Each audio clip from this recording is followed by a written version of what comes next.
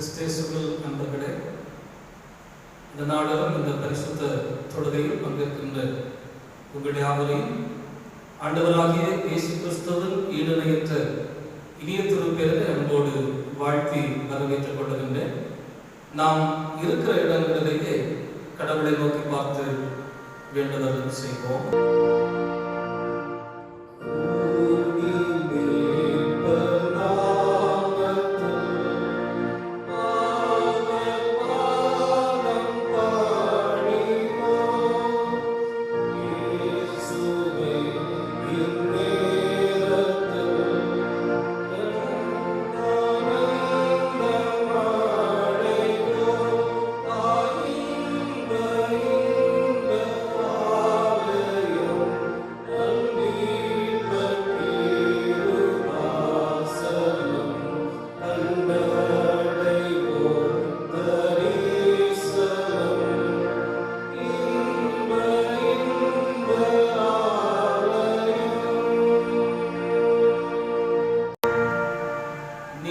பயப்படாதவர்கள், அவர் எங்கே இல்லை, தாம் சொன்னபடியே உயிர்த்தெழுந்தார், அவர் மரித்தோர்ந்து இழந்தார் என்று அவருடைய சீஷர்களுக்கு சொல்லுங்கள்.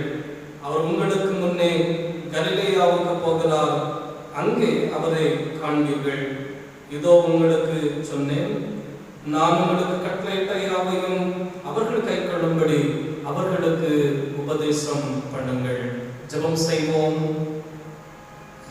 கிருபையும் இரக்கமும் நிறைந்த நல்ல ஆண்டவரே, உம்மை போற்றுகின்றோம், உம்மை ஸ்தோத்திரிக்கின்றோம், உம்மை வாழ்த்துகின்றோம், உம்மை வணங்குகின்றோம்.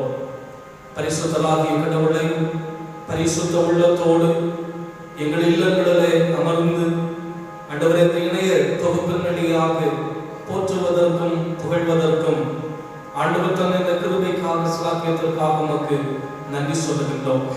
ஆண்டவரே, உலகமே அடைபட்டிருக்கின்ற வேளையிலே உம்மை ஆராதிப்பதற்கு ஒரு வாய்ப்பை கூட எங்களுக்கு ஆண்டவர் தந்திருக்கின்றீர். ஆண்டவரை நோயின் தாக்கங்கள் எதுவும் எங்களை அணுகாதபடி எங்களை பத்திரமாக பாதுகாத்துக் கொண்டிருக்கின்றீர். உம்முடைய நாமத்திற்கு கூடி ஸ்தோத்திரம் உண்டாகட்டும்.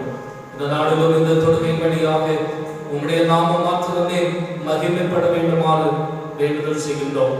மனித சத்தம் அல்ல, ஆண்டவருடைய சத்தத்தை புரிந்து உணர்ந்து ஆண்டவர் ஒருவருக்கே ஆராதனை செய்ய ஆண்டவர் எங்களை ஒருமுகப்படுத்த வேண்டுமாறு வேண்டுதல் செய்கின்றோம். எந்த குறைவுகளும் வந்து விடாதபடி நிறைவை கண்டுகொள்ள கர்த்தர் எங்களுக்கு அனுகிரகம் தாரும். இயேசு வழியாகவே ஜெபிக்கும் போதும் எங்கள் ஜெபத்தை ஏற்றுக்கொள்ளும் அன்பின் பரலோக பிதாவே, ஆமென். ஆமென். அன்பர்களே, ஆண்டவருடைய தூய திருநாமத்தை போற்றும் வண்ணமாக நாம் அனைவருமாக சேர்ந்து கீர்த்தனைகளிலே 6வது கீர்த்தனை பாடலை இணைந்து பாடுவோம். ஆத்துமமே என் முழு உள்ளமே உன் ஆண்டவரை தொழுதேத்து என்று சொல்லுகின்ற பாடலை நாம் அனைவருமாக சேர்ந்து இணைந்து பாடுவோம்.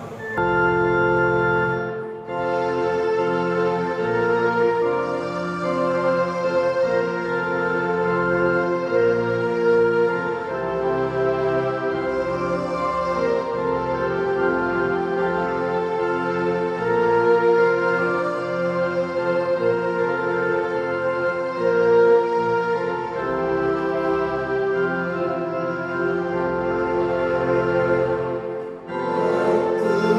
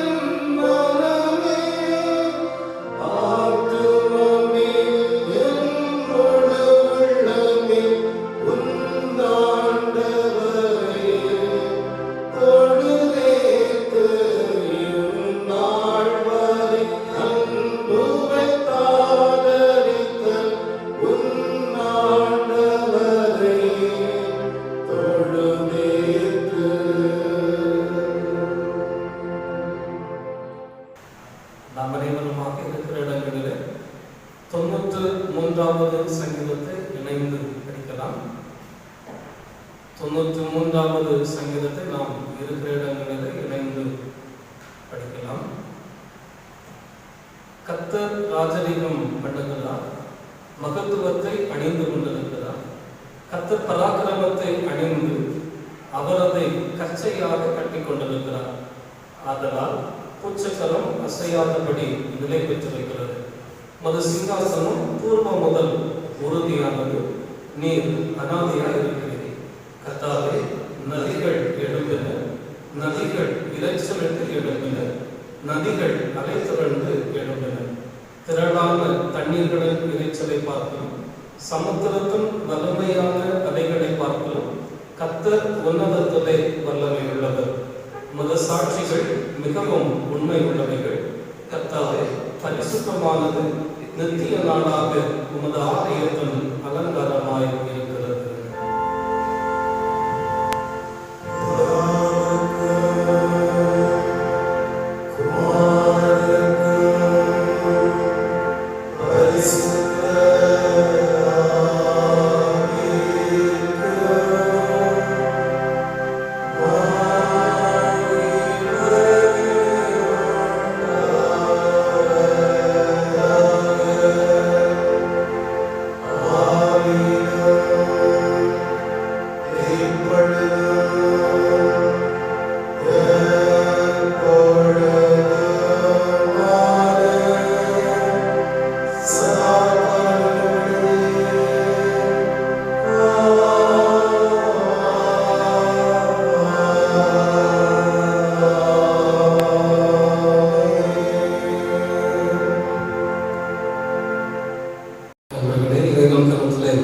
நாம் பெற்றுக்கொள்ள வேண்டிய வாழ்வு நன்மைகளுக்காக ஆண்டவருடைய திருச்சமூகத்திலே வேண்டுதல் எடுப்போம்.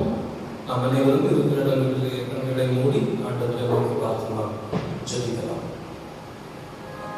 உலகமே அச்சப்பட்டுக் கொண்டிருக்கின்ற வேளையிலும் சமாதானத்தோடும் சந்தோஷத்தோடும் கர்த்தர் எங்களுக்கு தந்திருக்கின்ற நன்மைகளோடும் ஆண்டவரை போற்றி புகழ்வதற்கு பரிசுத்த ஓய்வு நாளாகிய இன்றைய தினத்திலும் உம்முடைய சமூகத்திலே நாங்கள் கொஞ்ச நேரத்தை செலவிடுவதற்கு ஆண்டவர் உதவி செய்வதற்கு உம்மை போற்றுகிறோம். அன்பு கடவுளே, எங்கள் வாழ்வின் நன்மைகளுக்காக உம்முடைய திருப்பாதத்திலே வேண்டுதல் செய்கிறோம். எங்களை ஆசீர்வதிக்கிற கடவுள், எங்கள் விருப்பங்கள் எங்கள் தேவைகள் எல்லாவற்றையும் அறிந்திருக்கின்ற ஆண்டவர், ஆலயங்கள் ஒருவேளை திறக்கப்படாவிட்டால் கூட கர்த்தரை நோக்கி வேண்டுகின்ற போது எங்கள் வேண்டுதல்களை அங்கீகரிக்கின்ற ஆண்டவர், இப்போதும் நாங்கள் கேட்கின்ற எங்கள் வாழ்வின் தேவைகளை எங்களுக்கு அங்கீகரித்து தாரும் என்று சொல்லி நாம் இருக்கிற இடங்களிலேயே உண்மை உள்ளத்தோடு ஆவியானவரை நோக்கி, ஆண்டவரே எங்களுக்கு இறங்கும், எங்கள் விண்ணப்பங்களை ஏற்றுக்கொள்ளும், எங்கள் விண்ணப்பத்திற்கு செவி சாய்த்து எங்கள் மன்றாட்டை அங்கீகரிப்பீராக என்று சொல்லி நாம் ஜெபிக்கலாம். நம்மளை நிலவீனப்பட்டவர்களோடு, பல்வேறு விதமான துன்பங்களோடு, துயரங்களோடு, கஷ்டங்களோடு, பாடுகளோடு, பிரயாசங்களோடு வாடுகின்றவர்களோடு எல்லாரும் ஆண்டவரை பார்த்து, ஆண்டவரே எங்கள் மன்றாட்டை அங்கீகரிப்பீராக. இப்போது நாங்கள் ஏறெடுக்கின்ற எங்கள் விண்ணப்பங்கள் எங்கள் வாழ்வை ஆண்டவருடைய நாமத்தினாலே, ஆண்டவருடைய இரக்கத்தினாலே ஆசீர்வாதமாக கண்டுகொள்ளுகிறதாக அமைந்திருக்கட்டும் என்று சொல்லி நாம் வேண்டுதல் செய்வோம். நாம் கேட்பதற்கு முன்பாகவே, நாம் நினைப்பதற்கு முன்பாகவே நம்முடைய எண்ணங்களை அறிந்திருக்கிற ஆண்டவர், நாம் கேட்பதற்கு முன்பாகவே நமக்கு பதில் தருகின்ற தூய கடவுள். ஆண்டவரே எங்களுக்கு இறங்கும் என்று சொல்லி நாம் ஜெபிப்போம். நம்முடைய பலவீனங்கள் மாற, தேசத்தை அச்சுறுத்துகின்ற, உலகத்தை அச்சுறுத்துகின்ற இந்த கொரோனா வைரஸ் தாக்கத்திலிருந்து, கொள்ளை நோயிலிருந்து ஆண்டவர் நம்மை பாதுகாக்க, நமக்கு தேவையான விடுதலையை, ஆசீர்வாதத்தை, நன்மையை, சேமத்தை நம்முடைய தேசத்திலே கர்த்தர் கட்டளையிட அவரை நோக்கி பார்த்து நாம் வேண்டுதல் செய்வோம். கிருபை மிகுந்தவரே, உம்முடைய திருப்பாதத்திலே வேண்டுகிறோம். உம்மால் ஆகாத காரியம் ஒன்றுமில்லை ஆண்டவரே, எல்லாம் உம்மாலே ஆகும். எங்கள் தேவனாகிய கர்த்தராலே எல்லாம் ஆகும் என்று சொல்லி நம்பிக்கையோடு உங்களுடைய திருப்பாதத்திலே நாங்கள் வேண்டுதல் செய்கிறோம். தூய கடவுளே, எங்கள் தேசத்தை அச்சுறுத்துகின்ற இந்த நோயின் தாக்கத்தில் இருந்தெல்லாம் எங்களுக்கு விடுதலை தாரும் ஆண்டவரே.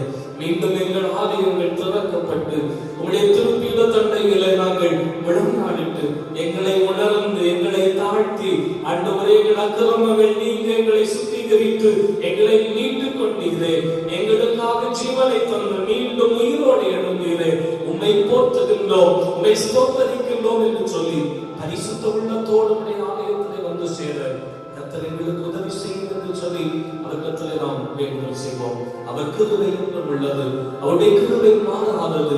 காரியம் போன்ற துன்பங்கள் வந்தாலும், நம்முடைய வாழ்க்கையிலே கொடுமையான புயல்கள் நம்மை அலைக்கழித்தாலும் நம்மை கைவிடாத ஆண்டவர், நம்மை விட்டு விலகாத ஆண்டவர். ஆண்டவரே, எங்களுக்கு இரக்கம் செய்வீராக. கர்த்தரே, எங்கள் வாழ்க்கையில் அவருடைய கிருபை, நன்மை, ஆசீர்வாதத்தை தந்து மீண்டும் எங்களை உயிர்ப்பிக்கும்படியாக, மீண்டும் எங்களை ஜீவனுள்ளவர்களாக மாற்றும்படியாக கர்த்தரே திருப்பாதத்திலே நாங்கள் வேண்டுதல் செய்கிறோம். ஹல்லேலூயா. நம்மை போற்றுகிறோம் ஆண்டவரே. நன்றியோடுமை ஸ்தோத்திரிக்கிறோம், நன்றியோடுமை துதிக்கிறோம் அப்பா. தேவ கிருபை என்றும் உள்ளது, அவர் கிருபை என்றும் உள்ளது. அவரை போற்றி துதித்து பாடி அல்லேலூயா என்றார்.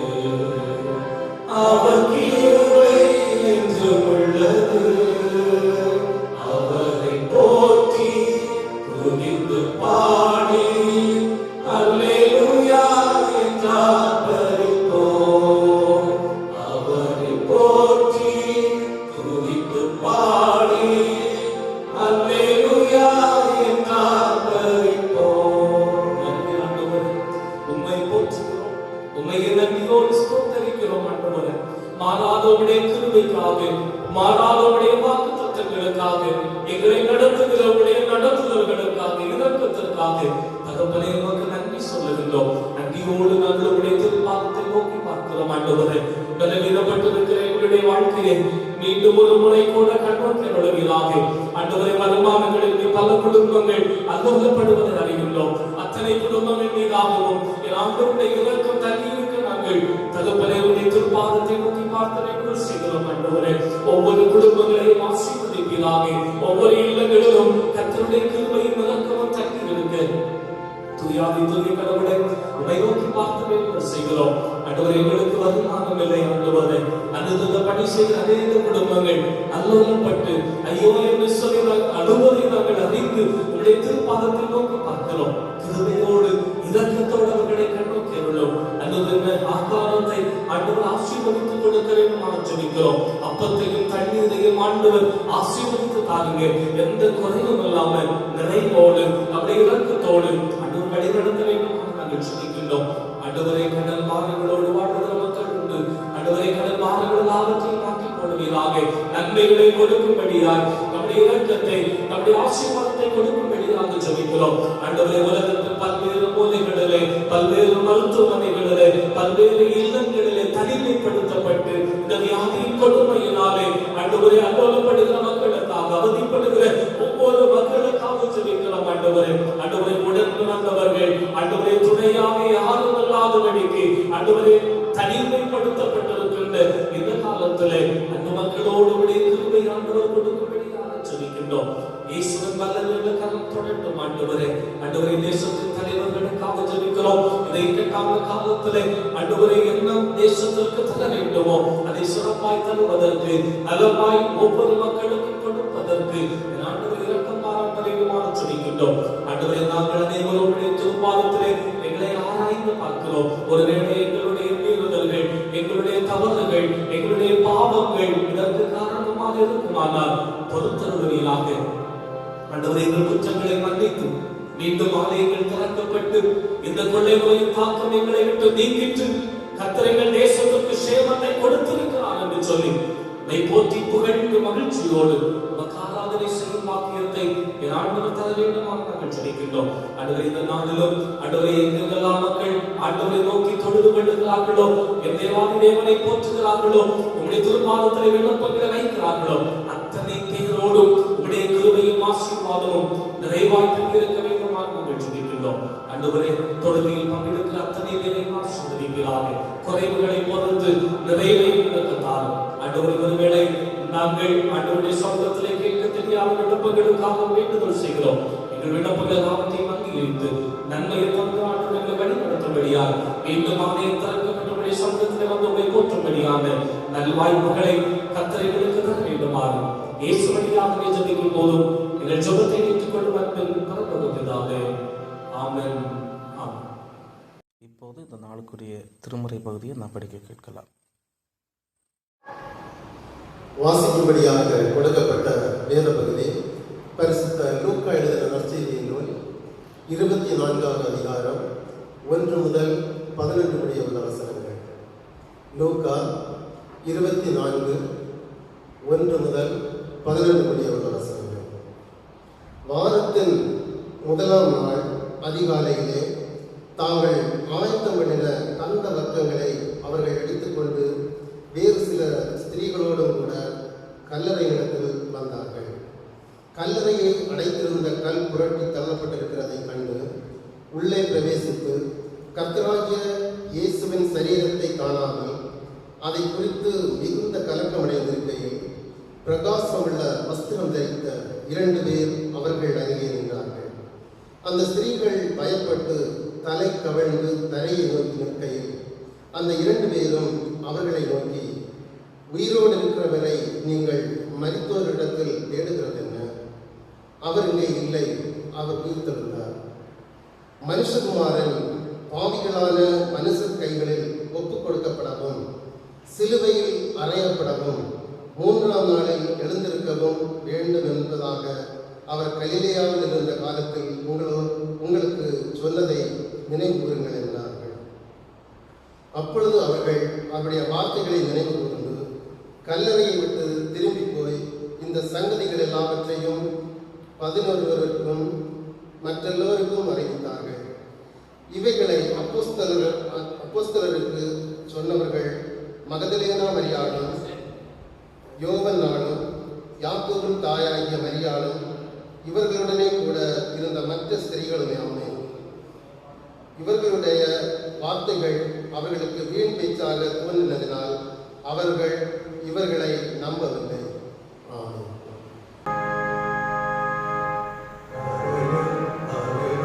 Hallelujah, praise the Lord.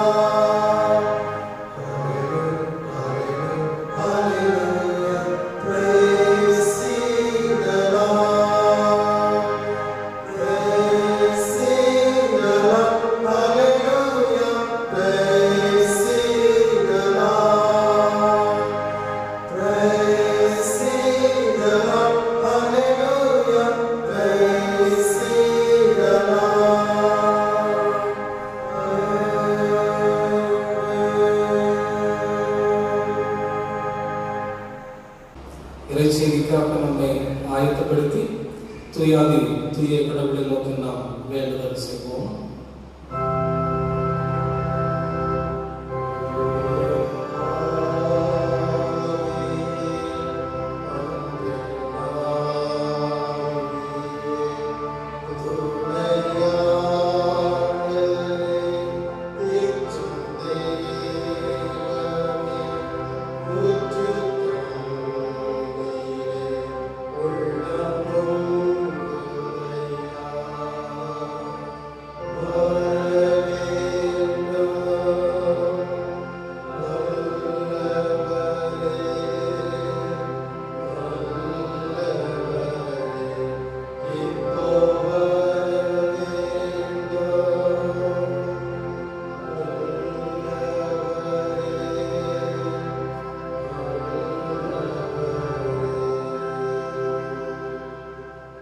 செபிப்போம். கிருபை நிறைந்த ஆண்டவரை போற்றுகின்றோம். நம்முடைய திரு சமூகத்திலே நம்முடைய வார்த்தைகளை கற்றுக்கொள்ள நாங்கள் எங்களை ஆயத்தப்படுத்துகின்றோம். இந்த நாளிலும் நாங்கள் கேட்கின்ற இறை வார்த்தைகள் எங்களை உயிர் நீக்குவர்களாக, உணர்வு நீக்குவர்களாக, ஆண்டவருடைய நாமத்திற்கு சாட்சி உள்ள மக்களாக எங்களை மாற்றுகின்றதாக அமைந்திருக்கட்டும். கேட்பவர்களாக மாத்திரமல்ல, செயல்படுகிறவர்களாகவும் எங்களை மாற்றும். இயேசு வழியாகவே ஜெபிக்கும் போதும் எங்கள் ஜெபத்தை ஏற்றுக்கொள்ளும் அன்பின் பரலோக பிதாவே, ஆமென். அன்பர்களே, யாவருக்கும் ஆண்டவராகிய இயேசு கிறிஸ்துவின் ஈடுணையற்றதான இனிய திருப்பெயரிலே அன்பின் வாழ்த்துக்களையும் வணக்கங்களையும் தெரியப்படுத்திக் கொள்கின்றேன். கர்த்தராகிய இயேசு கிறிஸ்து கிருபையும் அவராலே தரப்பட வேண்டிய எல்லா விதமான வாழ்வு நன்மைகளும் ஆசீர்வாதங்களும் கிருபைகளும் இரக்கங்களும் திருமறை சொல்கின்ற எல்லா விதமான வாழ்வு நன்மைகளும் உங்களோடும் உங்கள் குடும்பங்கள் பிள்ளைகளுடைய வாழ்வோடும் நிறைவாகவே தங்கியிருப்பதாக. இயேசு கிறிஸ்துவின் உயிர்த்தெழுதல் பண்டிகையை கொண்டாடினோம். இந்த நாளிலும் ஆண்டவருடைய தரிசனங்கள், உயிர்த்தெழுந்த ஆண்டவர் பல்வேறு விதங்களிலே பல்வேறு மக்களுக்கு பல்வேறு இடங்களிலே காட்சி கொடுக்கின்ற நிகழ்வுகளை எல்லாம் நாம் திருமறையிலே கண்டுகொள்ள முடியும். அந்த அடிப்படையில் அந்த நிகழ்வுகளோடாகவே என்னுடைய செய்திகளை நான் அமைத்துக் கொள்ள விரும்புகின்றேன். உலகம் முழுவதுமே பயத்தினாலும் திகிலினாலும் கலக்கத்தினாலும் வேதனையினாலும் அவதிப்பட்டுக் கொண்டிருக்கின்ற ஒரு கொடிய காலகட்டத்திலே நாம் இருக்கின்றோம். சிலர் இல்லங்களிலே தனிமைப்படுத்தப்பட்டிருக்கின்றார்கள், சிலர் மருத்துவமனைகளிலே தனிமைப்படுத்தப்பட்டிருக்கின்றார்கள். இந்த கொள்ளை நோயினுடைய தாக்கம் எப்போது முடிவடையும், எப்போது மீண்டுமாக எங்களுடைய பணிகளை செய்ய முடியும், எப்போது சுதந்திரமாக வெளியே சென்று எங்களுடைய கடமைகளை நிறைவேற்ற முடியும் என்று சொல்லி மக்கள் எல்லாரும் ஏக்கமுற்று இல்லங்களிலே அமர்ந்திருக்கின்ற, தங்களை ஒடுக்கி தங்களை வற்புறுத்தி இல்லங்களிலே அமர செய்திருக்கின்ற ஒரு காலகட்டம். தொற்று வந்தால் தன்னை மட்டுமல்ல தன்னை சார்ந்தவர்களையும் அந்த நோய் தொற்றானது பாதித்து விடுமோ, என் மூலமாக மற்றவர்களுக்கு தொற்று வந்து விடுமோ என்று சொல்லி அச்சப்படுகின்ற மக்கள் கூட்டம் ஒரு புறம். நோய்க்கான சிகிச்சை தருகின்ற மருத்துவர்களுக்கு கூட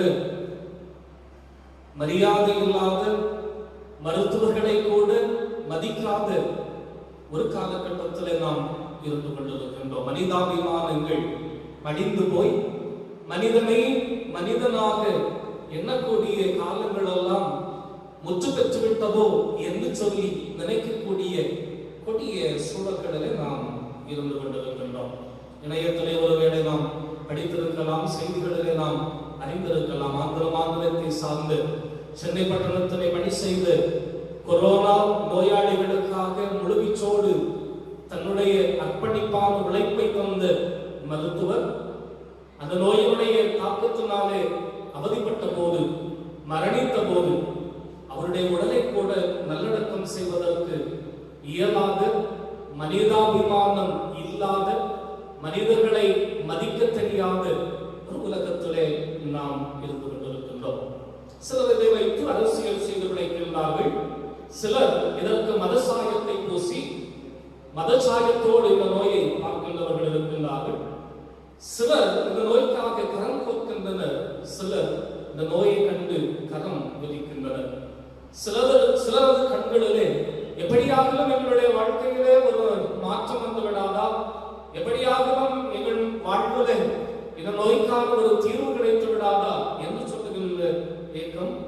இன்னும் சிலரது மனங்களிலே வக்கர எண்ணத்தோடு இந்த நோய் தொற்றிருக்கின்ற காலகட்டத்திலும் மற்றவர்களை எப்படி ஏமாற்றி தங்களுடைய லாபத்தை தங்களுடைய வாழ்வை சிறப்பாக்கிக் கொள்ளுவது என்று சொல்லி ஏமாற்றுக்காரர்களும் பெருகி இருக்கின்ற காலகட்டத்திலே நாம் இருந்து கொண்டிருக்கின்றோம். நம்முடைய வாழ்க்கை எப்படி இருக்கின்றது? நாம் எப்படிப்பட்ட உணர்வோடு உயிர்த்தெழுந்த ஆண்டவரை பார்த்து கொண்டிருக்கின்றோம்? எந்த சிந்தனை அடிப்படையோடு கூட உயிர்த்தெழுந்த கிறிஸ்துவானவர் இன்றைக்கு நம் கண்களுக்கு காட்சி தருகின்றார் என்பதைத்தான் 3 விதமான அறிக்கைகளினூடாக உங்களோடு பகிர்ந்து கொள்ள விரும்புகிறேன். பல்வேறு விதமான அறிக்கைகள் இயேசு பிறந்த போது அங்கே சொல்லப்படுகின்றது. சீடர்கள் நம்பவில்லை. உயிர்த்தெழுந்த ஆண்டவர் மீண்டுமாக இந்த உலகத்திலே உயிரோடு எழுந்து அனைவருக்கும் காட்சி தருவார், அவருடைய வல்லமையை விளங்க செய்வார் என்று சொல்லி உயிர்த்தெழுந்த ஆண்டவரை அவரோடு கூட இருந்த சீடர்கள் பல இடங்களிலே நம்பவில்லை. பல நேரங்களிலே அந்த உண்மையை ஏற்றுக்கொள்ளவில்லை. ஆனால் ஏற்றுக்கொண்டார்கள். பிரதான ஆசாரியர்களும் அவரோடு கூட சிலுவையிலே இயேசுவை அறைந்தவர்களும் அவர்களுடைய மனங்களிலே ஒரு எண்ணம், ஒருவேளை இந்த இயேசுவானவர் சொன்னதை போல உயிர்த்தெழுந்து விடுவாரோ என்று சொல்லி அவர்கள் உள்ளங்களிலே ஒரு பதவதைப்பு, அவர்கள் உள்ளங்களிலே ஒரு அச்சம். ஆகவேதான் அவர்கள் ரோமர்களிடத்திலே போய் அதிகாரம் பெற்று அந்த கல்லறைக்கு சீல் வைத்து முத்திரை போட்டு அந்த கல்லறை ஒருபோதும் திறந்து விடக்கூடாது என்பதற்காக அந்த கல்லறையையும் அடைத்து வைக்கின்றார்கள். அந்த கல்லறையையும் சீல் போட்டு முத்திரை போட்டு பத்திரப்படுத்துகின்றார்கள். இந்த கல்லறை ஒருபோதும் திறக்கப்படக்கூடாது. ஆனால் உலகமே இன்றைக்கு அறிக்கையாக சொல்லிக் கொண்டிருக்கின்றது. வரலாற்று சுவடுகள் எல்லாம் மிக நேர்த்தியாக அழகாக சொல்லுகின்றது. திறக்கப்பட்ட கல்லறை இயேசு கிறிஸ்துவானவர் உயிரோடு இருக்கின்றார் என்பதற்கு சான்றாக, உயிரோடு இருக்கிற கடவுளுக்கு சாட்சியாக திறக்கப்பட்ட கல்லறை ஒரு அறிக்கையாக நின்று கொண்டிருக்கின்றது. காவலர்கள் எல்லாரும் பிரதான ஆசாரியர்களிடத்தில் வந்தார்கள். இப்படியாக நாங்கள் ஒரு காட்சியை கண்டோம். தேவதூதன் ஒருவன் வந்து அந்த கல்லறையை திறக்க பண்ணினால் மிகப்பெரிய சத்தம் உண்டாயிற்று. நாங்கள் திகில் பிடித்தவர்களாகவும் என்று சொன்னார்கள். பிரதான ஆசாரியர்கள் இதை கேட்டு அச்சமடைந்து ஒருவேளை இது உண்மையாகி விடுவோமோ என்று சொல்லி பயமுற்றவர்கள் அந்த வேலைக்காரர்களுக்கு பணம் கொடுக்கின்றார்கள். வேலைக்காரர்களும் பிரதான ஆசாரியர் கற்றுத்தந்த அறிக்கையை ஊர் முழுவதுமாக பிரசங்கம் பண்ணுகின்றார்கள். இயேசு கிறிஸ்துவானவர் உயிர்த்தெழவில்லை, அவருடைய சீடர்கள் கடவாய் கொண்டு போய்விட்டார்கள் என்று சொல்லுகின்ற பொய்யான அறிக்கை அங்கே உலா வருகின்றது. நண்பர்களே, நம்முடைய அறிக்கைகள் எப்படி இருக்கின்றது? நாம் எந்த அறிக்கையை ஏற்றுக்கொள்ளுகின்றோம்? எந்த கடவுளுடைய நாமத்தை நாம் அறிந்திருக்கின்றோம்? சிந்திப்பதற்கு நாம் அழைக்கப்படுகின்றோம். என்னுடைய செய்திக்கு ஆதாரமாக நான் தெரிந்து கொண்ட வேதத்தினுடைய பகுதி மத்தேயு நற்செய்தி நூல் 28வது அதிகாரம் அதனுடைய 6-7 வசனங்களை தான் இந்த நாளுடைய செய்திக்கு நான் முக்கியப்படுத்திக் கொள்ள விரும்புகின்றேன். அவர் இங்கே இல்லை, தாம் சொன்னபடியே உயிர்த்தெழுந்தார். கர்த்தரை வைத்த இடத்தை வந்து பாருங்கள், சீக்கிரமாய் போய் அவர் மரித்தோரிலிருந்து எழுந்தார் என்று அவருடைய சீஷர்களுக்கு சொல்லுங்கள். அவர் உங்களுக்கு முன்னே கலிலேயாவுக்கு போகிறார், அங்கே அவரை காண்பீர்கள், இதோ உங்களுக்கு சொன்னேன். முதலாவது சொல்லப்படுகின்ற அறிக்கை தூதர்களுடைய ஒரு அறிக்கை. உயிருள்ளோரை நீங்கள் மரித்தோரிடத்திலே தேடுவது என்ன? இயேசு கிறிஸ்துவானவர் உயிரோடு எழுந்து விட்டார். எழுந்த கடவுளை நாம் மரித்தோரிடத்திலே தேடிக்கொண்டிருக்கின்றோம்.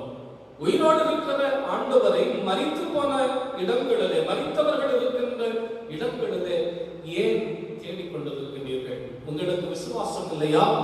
அந்த கேள்வியிலே, அந்த அறிக்கையிலே பல புதையல்கள். உங்களுடைய விசுவாசம் எங்கே போயிற்று? அவர் வாழ்ந்த காலகட்டங்களிலே அவர் சொன்னதுதானே, பாடுபட வேண்டும், மரிக்க வேண்டும், மீண்டுமாக 3 நாளைக்கு அப்புறமாக உயிரோடு எழும்ப வேண்டும் என்று சொல்லி தீர்க்கதரிசிகள் உரைத்த வேத வாக்கியங்களை எல்லாம் நீங்கள் அறிந்து கொள்ளவில்லையா என்று சொல்லுகிற பல கேள்விகள் அந்த அறிக்கையிலே புதைந்து கிடக்கின்றன. தூதர்கள் சொல்லுகின்றார்கள், உயிருள்ளவரை நீங்கள் ஏன் மரித்தவரிடத்திலே தேட வேண்டும்? உயிருள்ள ஆண்டவரை ஏன் மரித்து போனவர்கள் மத்தியிலே நீங்கள் தேடிக்கொண்டிருக்கிறீர்கள்? உயிரோடு இருக்கின்ற ஆண்டவரை தேடுங்கள். எங்கே தேட வேண்டும்?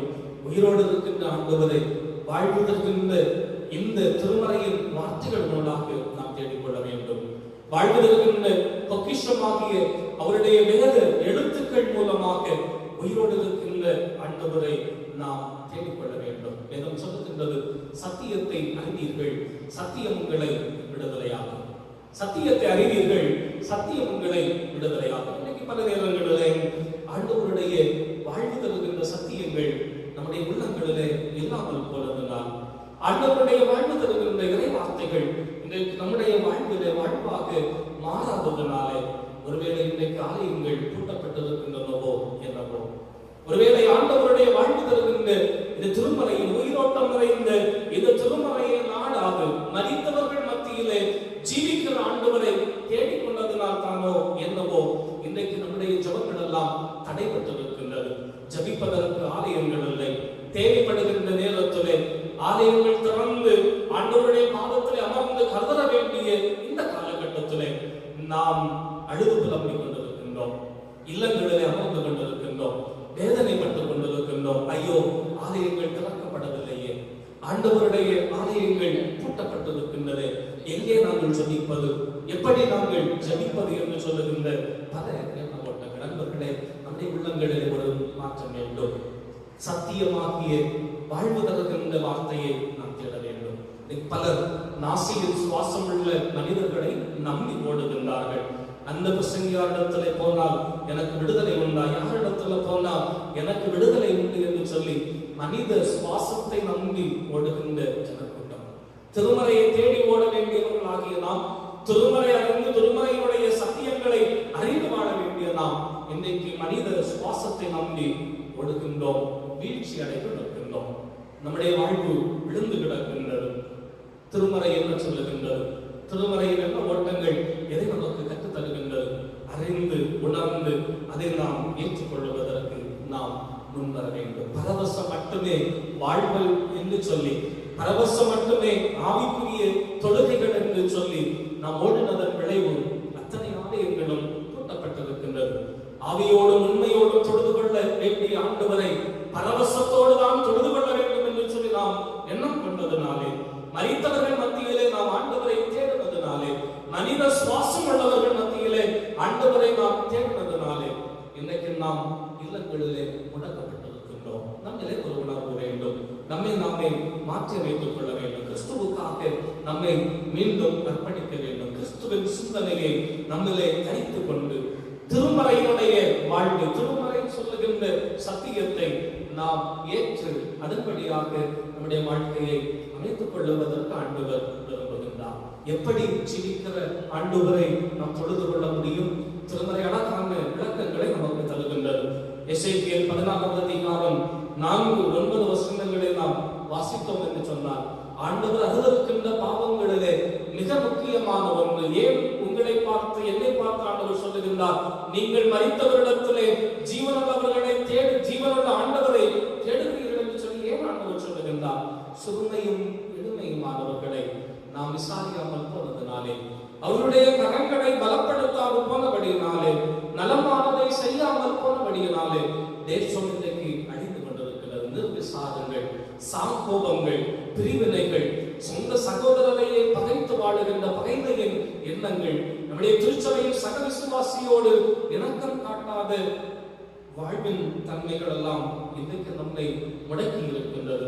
நம்முடைய தேசத்திலே அழிவை கொண்டு வந்திருக்கின்றது. கொள்ளை நோய் நம்முடைய தேசத்திலே நம்மை மாற்றி வதைக்கின்றது. நண்பர்களே, நம்மை மாற்றி வைத்துக் கொள்ள வேண்டும். நம்முடைய நம்முடைய வாழ்வின் சூழல்களை நாம் மாற்றி அமைத்துக் கொள்ள வேண்டும். ஆண்டவர் அதை நம்மிடத்திலே எதிர்பார்க்கிறார். ஏழைகளை விசாரித்து நலமானதை செய்து மற்றவர்களுக்கு உதவி செய்து உயிருள்ள ஆண்டவரை, உயிரோடு இருக்கிற ஆண்டவரை நாம் தேடுவதற்கு மரித்தவர்களிடத்தில் அல்ல, மரித்து போனவர்கள் வாசம் பண்ணுகிற இடத்தில் அல்ல. ஏழையின் சிரிப்பிலே இறைவனை காணலாம் என்று சொன்னார்களே, அப்படி ஏழையின் சிரிப்பிலே இறைவனை காண்பதற்கு, வாழ்வதற்கு சத்தியமாகிய திருமறையிலே இயேசுவை காண்பதற்கு நம்மை அர்ப்பணிக்க ஆண்டவர் எதிர்பார்க்கிறார்.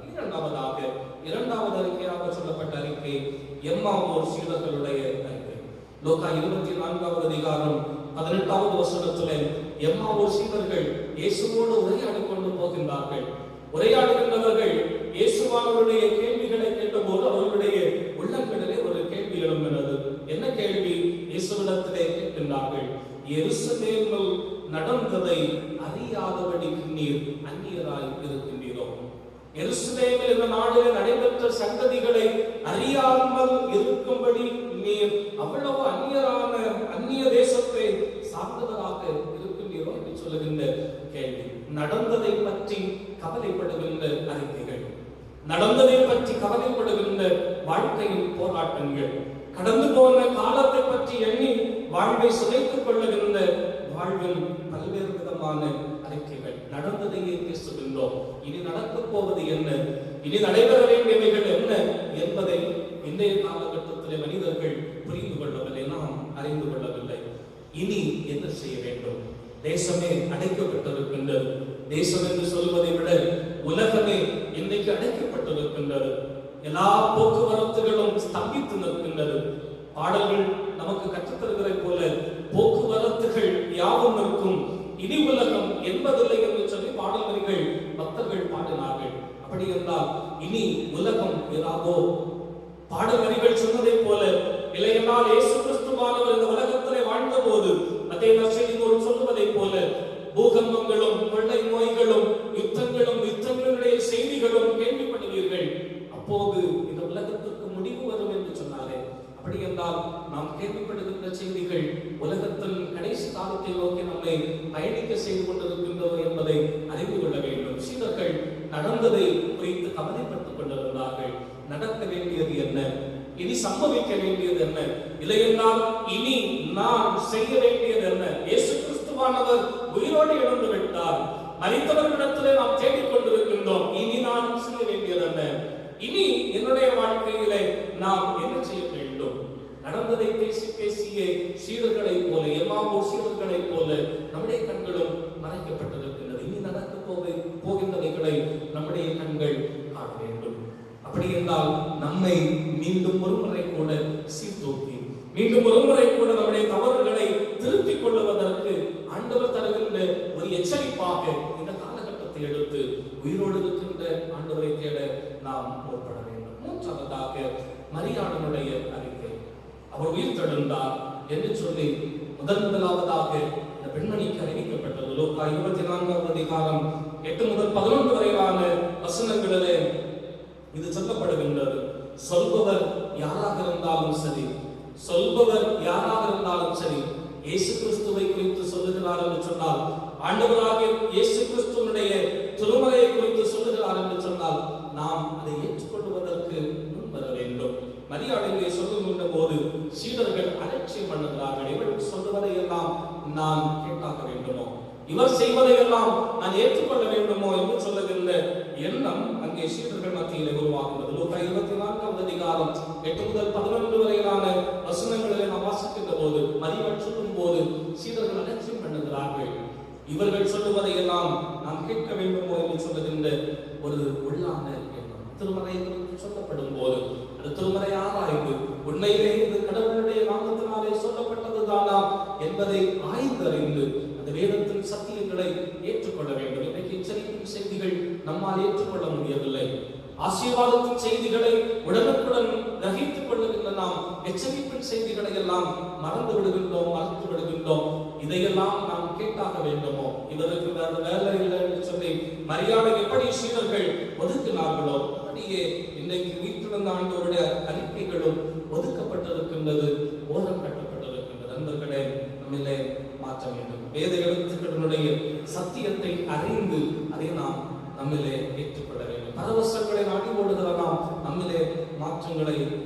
மூன்று காரியங்களை இந்த நாளிலே உங்களோடு கூட பகிர்ந்து கொள்கின்றோம்.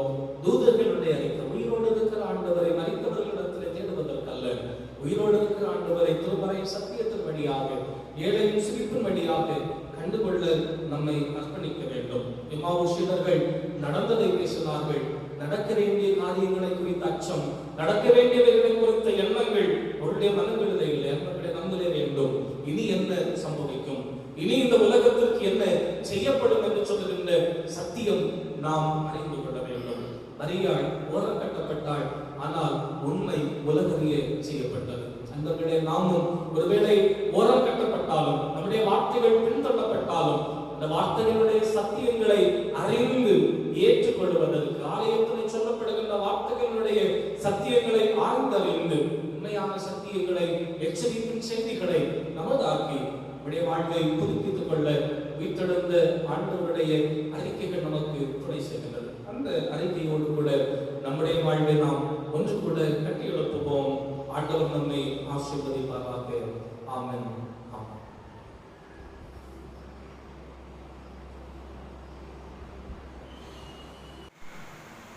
தொழுகைக்கு நிறைவாக நாம் இணைந்து 485வது ஞான பாடலை இணைந்து பாடுவோம். ஞான பாடல்களிலே 485வது பாடல், நான் உன்னோடு இருப்பேன் நீ கலங்காதே என்ற பாடல் 485வது ஞான பாடல்.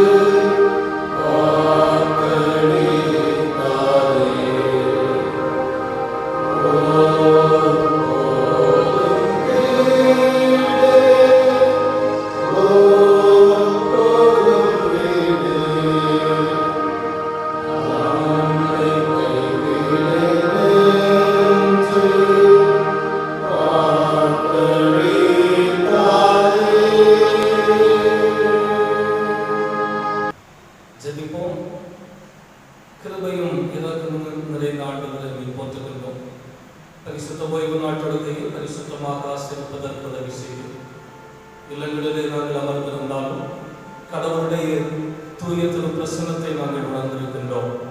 நாங்கள் கேட்ட சத்தியத்தை போலவே எங்களை உணர்வுள்ளவர்களாக கிறிஸ்துவை அறிகிற அறிவிலை ஒருவேளை இந்த உலகத்தில் ஏராளமான பொய்யான அறிக்கைகள் உலாவந்தாலும் இயேசு என்கிற நெய்யான வாழ்வை சார்ந்து எங்களுடைய வாழ்வு பயணங்களை தொடருவதற்கு கர்த்தராகிய ஆண்டவர் தாமே உதவி செய்ய வேண்டுமாறு நாங்கள் ஜெபிக்கின்றோம். மாய்மாலங்களை விடுத்து கிறிஸ்துவை பின்தொடர ஆண்டவரே நீர் எங்களுக்கு வழிகாட்டுவீராக. எங்களில் இருக்கின்ற குறைவுகள் எல்லாம் மாறப்பெற்று ஒரு புதிய வாழ்வை, புதிய அனுக்கிரகத்தை, புதிய ஆசீர்வாதத்தை நாங்கள் தொடர்ந்து கண்டுகொள்ள ஆண்டவர் எங்களுக்கு உதவி செய்கிறார். நோயினுடைய தாக்கங்கள் எங்கள் தேசத்தை விட்டு மாற மீண்டும் எங்கள் தேசம் ஆண்டவருடைய நாமத்தினாலே நன்மைகளால் நிறைய பெற்ற தேசமாக உலர்விட்டு பிரகாசிக்க ஆண்டவர் உதவி செய்ய வேண்டுமாறு ஜெபிக்கின்றோம். தேவையோடு இருக்கிற அத்தனை மக்களுடைய தேவைகளையும் ஆண்டவர் நிறைவேற்றுவீராக. ஆண்டவரே, இந்த சத்தத்தை கேட்டு ஜெபித்த அத்தனை உள்ளங்களிலும் ஆண்டவருடைய புது அனுக்கிரகம் நிறைவாய் ஊற்றப்பட வேண்டுமாறு நாங்கள் கொண்டாடுகிறோம். குறைவுகளை பொறுத்து நிறைவை எங்களுக்கு தருவீராக. இயேசு வழியாக ஜெபிக்கும் போதும் எங்கள் ஜெபத்தை ஏற்றுக்கொள்ளும் அன்பின் பரலோக பிதாவே, ஆமென்.